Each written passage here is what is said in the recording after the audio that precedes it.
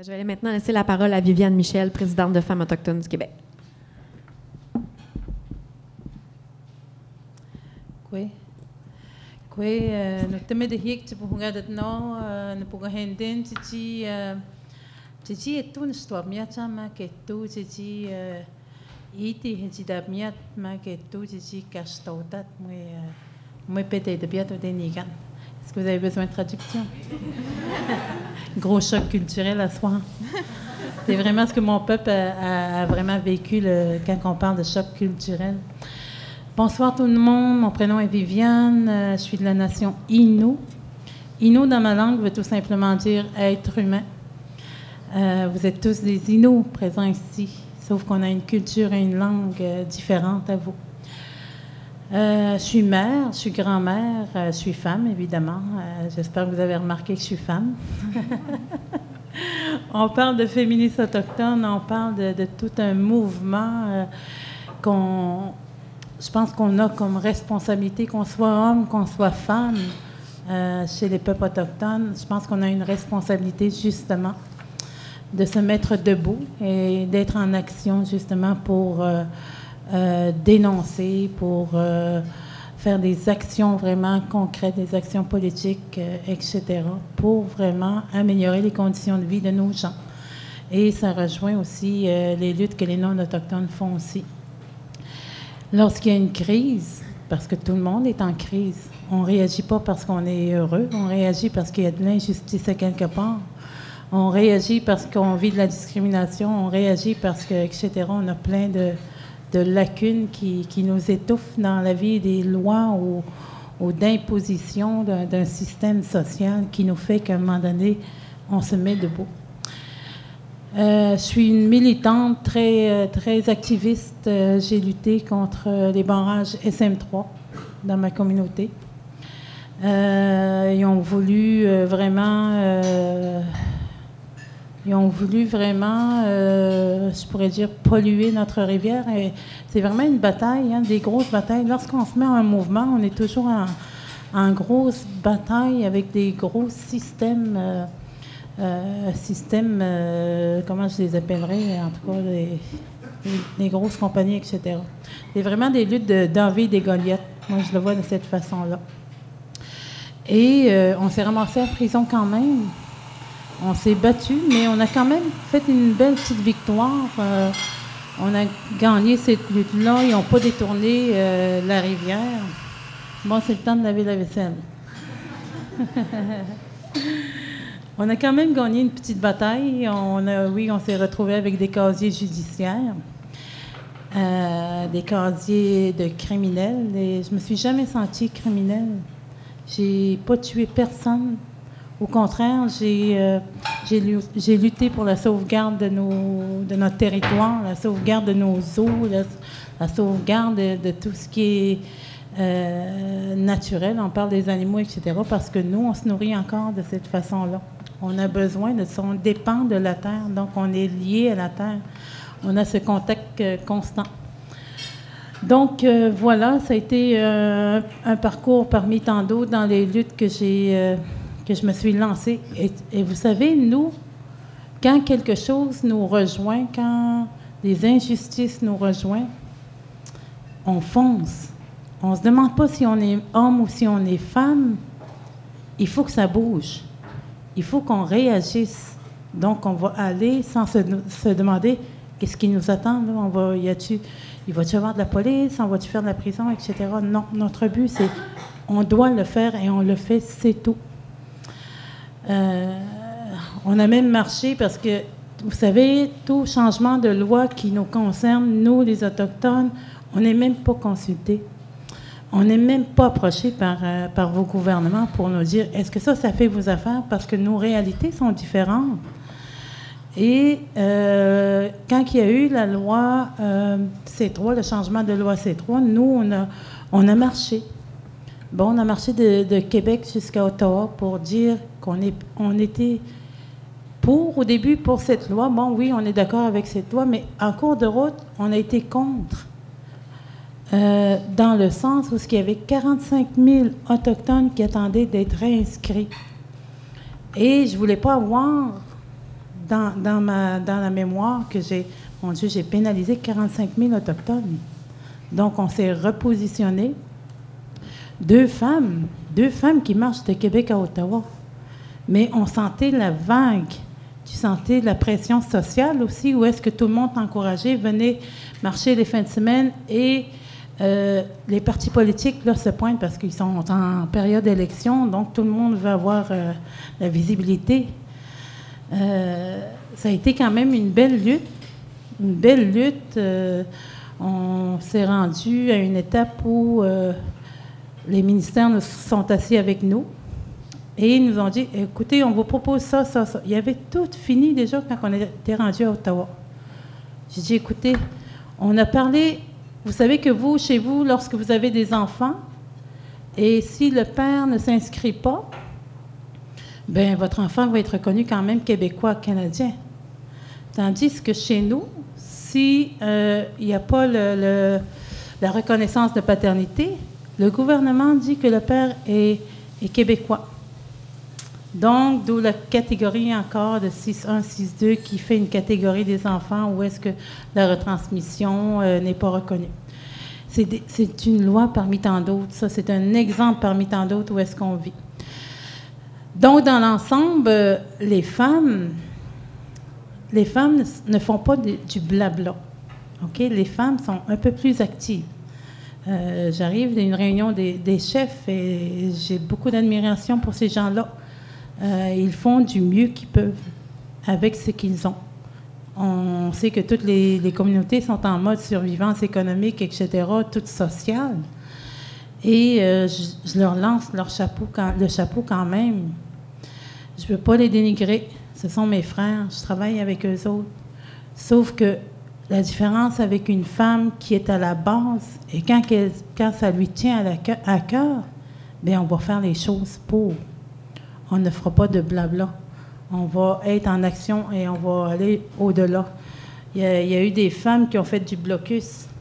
Des femmes, c'est rendu que c'est des femmes encore. J'ai regardé chez les Micmacs, ça a brassé pas mal. Et ça ne concerne pas juste les Autochtones, ça a concerné aussi, il y avait des Acadiens, sauf que les Acadiens ne sont pas mentionnés. Ils disent que c'est encore une guerre autochtone. Je m'excuse, mais la Terre, on vit dans la même planète, là, on marche dans le même sol, etc. Donc, ça concerne autant vous autant que nous aussi. Et c'est encore les femmes qui ont encore calmé nos hommes. J'ai vu des hommes en colère voulant exercer de la violence et j'ai vu ces femmes-là aller les calmer. Avec quoi? Avec les objets sacrés. On a des objets sacrés, on a des plumes, on a des tambours. Et je pense qu'on est des gardiennes aussi de l'ordre, des gardiennes aussi de ne pas faire des luttes avec violence, de calmer, de régner l'ordre à quelque part. On a tous ces responsabilités-là. Je suis d'accord avec ce que Ouija apporte. On est dans un système patriarcal. Et chez nous, on n'avait pas de système. Nous, on était en rapport égalitaire. OK? Il n'y avait pas un plus haut que l'autre. Bon, les hommes avaient des tâches à faire, les femmes avaient des tâches à faire, et on se complétait comme ça. Donc, on n'était pas en compétition avec nos hommes, etc. Donc, on travaillait ensemble. Ça, c'est tout un mouvement qui a été comme ça autrefois. Aujourd'hui, c'est sûr qu'on est pris avec un système politique.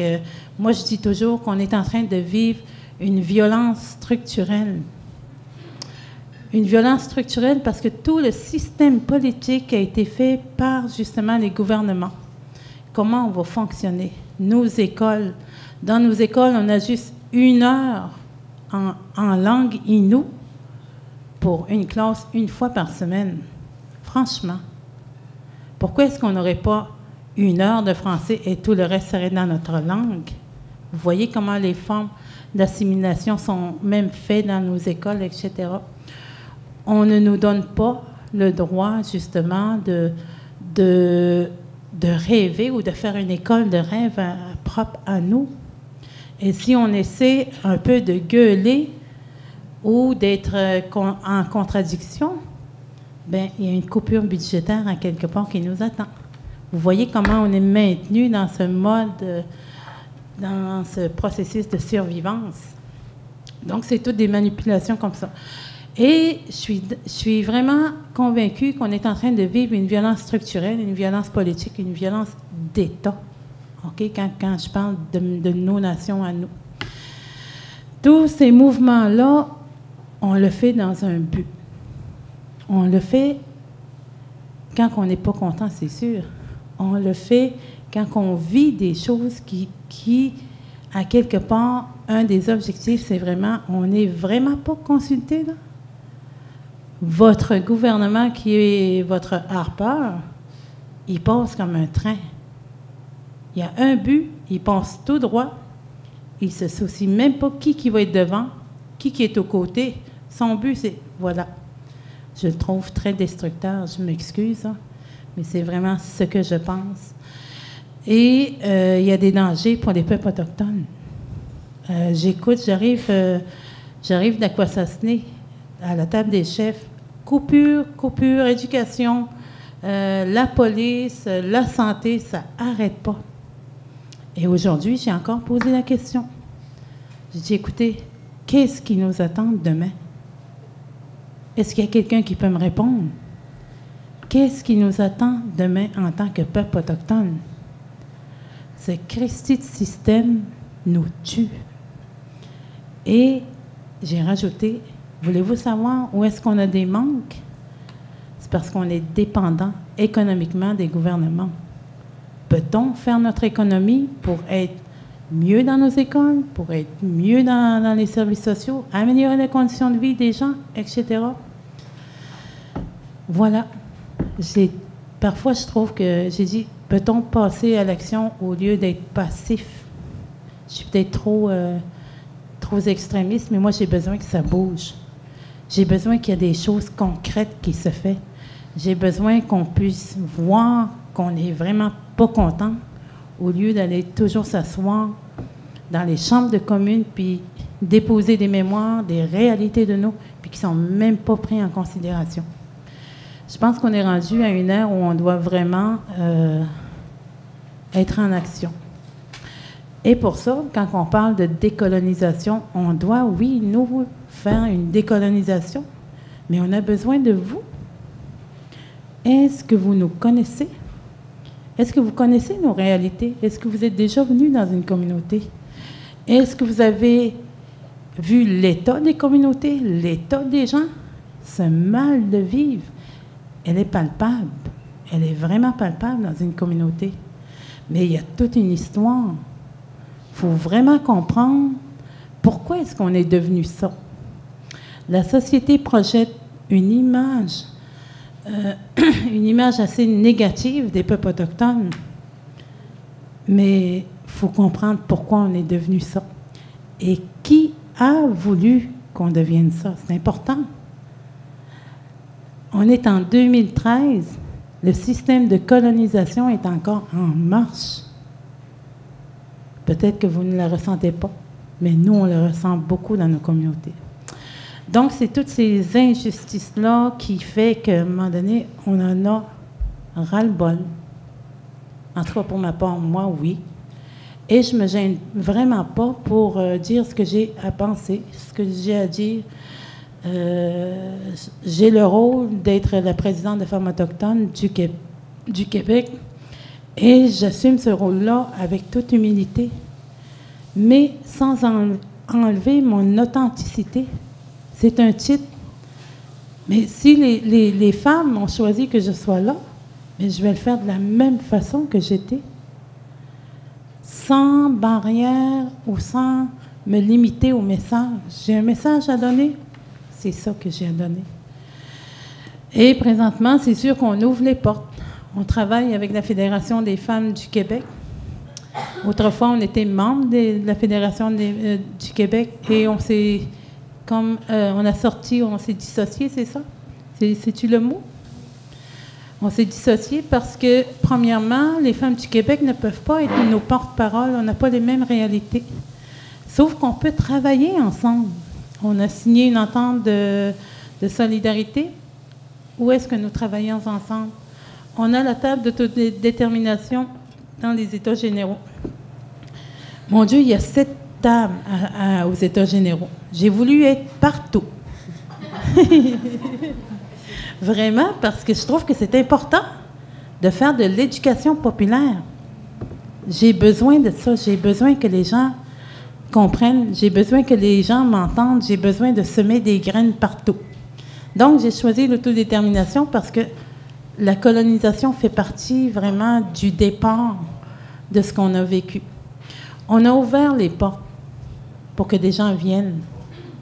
On a eu les mêmes personnes. Il y a beaucoup de travail encore à faire, beaucoup de travail de sensibilisation, beaucoup de travail d'éducation, beaucoup de travail de conscientisation aussi par rapport aux réalités des peuples autochtones. C'est un gros défi.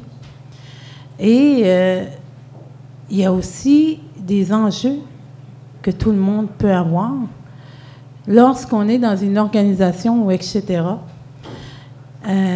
Je pense qu'une des meilleures choses qu'on devrait se faire en tant qu'individu, en tant que personne, posons-nous la question.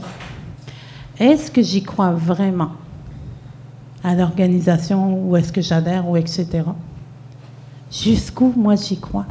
Jusqu'où je vais faire des choses pour que ça améliore sans vraiment exercer ce Christi soif de pouvoir ou etc.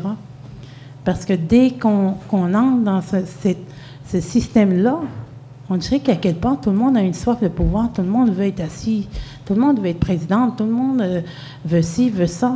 On oublie pourquoi on est là. Je fais très attention justement à ça. Est-ce que mon temps est écoulé? Encore 3 minutes. Donc voilà, on a besoin de vous.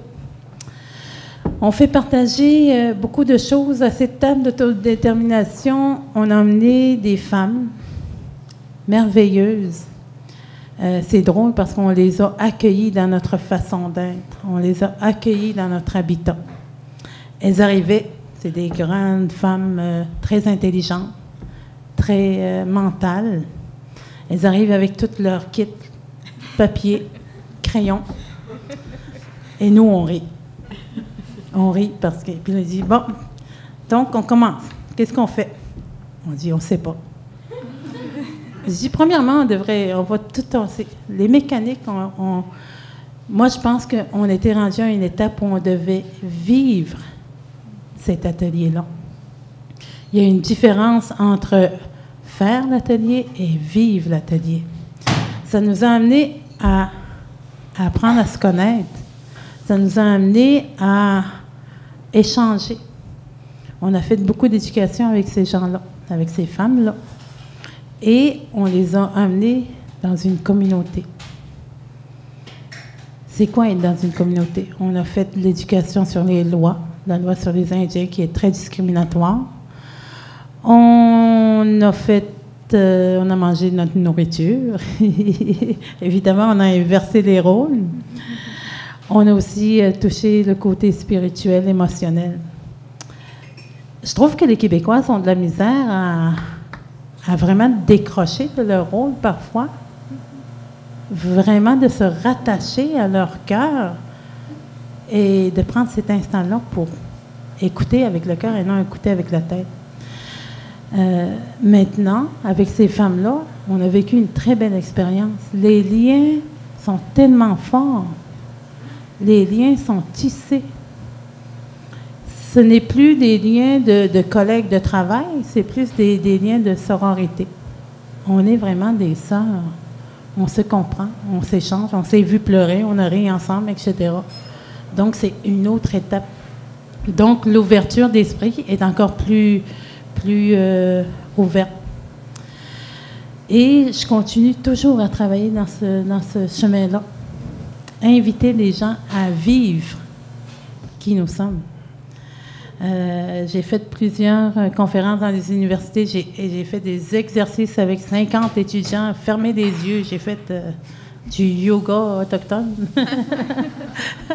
J'ai fait de voyager dans ma façon d'être pour juste inverser les rôles, pour juste les mettre dans le contexte. Qu'est-ce que mon peuple a vécu? quand on parle de choc culturel, quand on parle de colonisation, etc.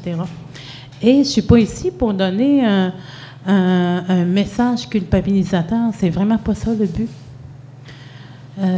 On est plus dans une période où est-ce qu'on doit travailler ensemble. Et de quelle façon peut-on travailler ensemble? De quelle façon peut-on lutter ensemble sans s'écraser les uns les autres? Je pense que c'est comme ça. On vit dans la même planète, on a les mêmes aspirations, on a les mêmes luttes. Maintenant, on peut-tu avancer ensemble? Lorsque on fait des luttes, où êtes-vous?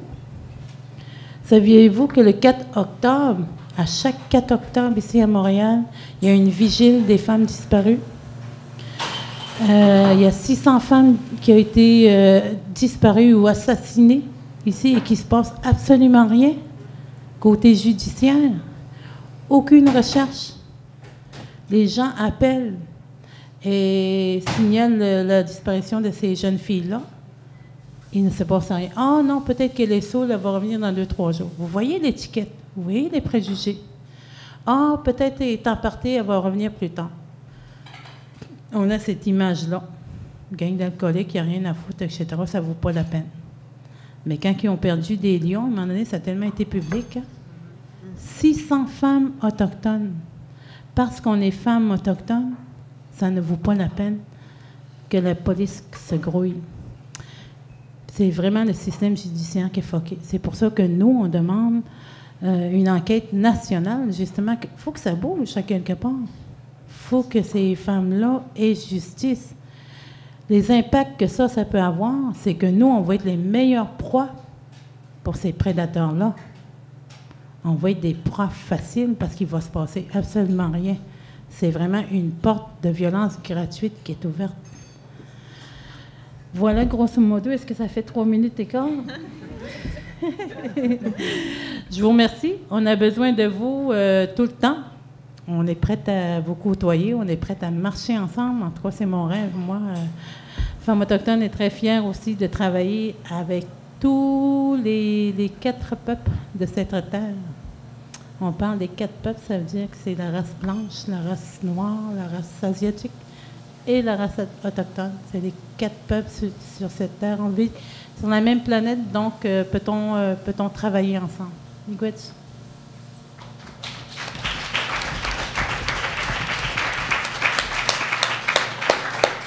Merci, Viviane. Je vais laisser la parole à Camille Robitaille, qui faisait partie de l'expérience que Viviane vous a parlé de la table autodétermination, que Camille va pouvoir en parler aussi parce qu'elle l'a vécu.